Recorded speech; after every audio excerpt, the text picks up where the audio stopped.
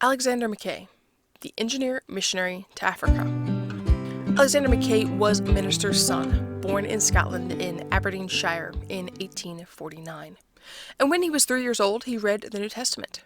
When he was only 7, he read Milton's great poem Paradise Lost, and the historian Gibbon's book about the Roman Empire. Also, Robertson's History of the Discovery of America. It is not so surprising, then, is it, that the Scottish boy should find this last book fascinating. But think of reading the others at only the age of 7.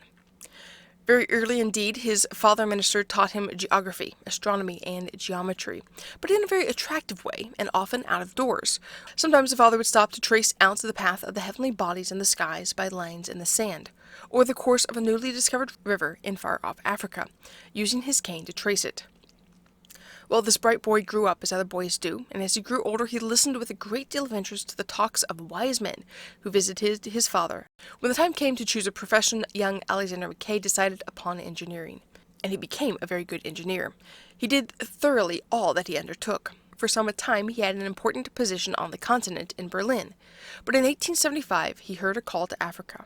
It was found that the natives of that country, especially near Lake Victoria, needed to be taught not only Christianity, but various industries, so they could work with their hands.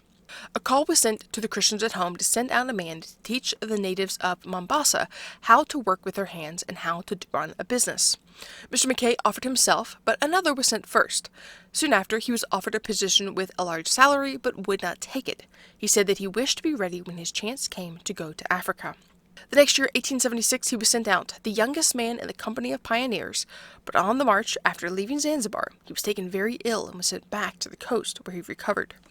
He was told not to return before the rainy season was over because the roads were so bad, but Mr. Mackay built 230 miles of road, and in November, he reached Uganda. Here, he was on the track of Mr. Henry M. Stanley, the man who found Livingstone. Mr. Stanley was the first man from abroad to visit Uganda, and he sent back word to England that Metsa, the king, wanted missionaries sent there. Mr. Mackay said that wherever Mr. Stanley had been, he found it easier to go because the natives had been so kindly treated by the first visitor. The engineer missionary had studied the language before coming and was able to print parts of the Bible, cutting the type himself. He read and explained the scriptures to King Metsa, who showed much interest in the truth. After 6 years, the king died, and his son, who took his place, was very weak and vacillating, so that no one could depend upon him. He threatened to send Mr. Mackay out of his country, but the missionary held his ground. His engineering work was so valuable that the king often took advantage of it, despite his threats. In 2 years, the persecution broke out afresh, and finally in 1887 the Arabs persuaded Mwenga to expel Mr. Mackay.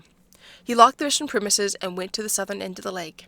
Here he stayed for 3 years, where he was busy translating and printing the Word of God, teaching the Christian refugees from Uganda and also the natives of the place, meanwhile working at house building, brickmaking, and in the building of a steam launch.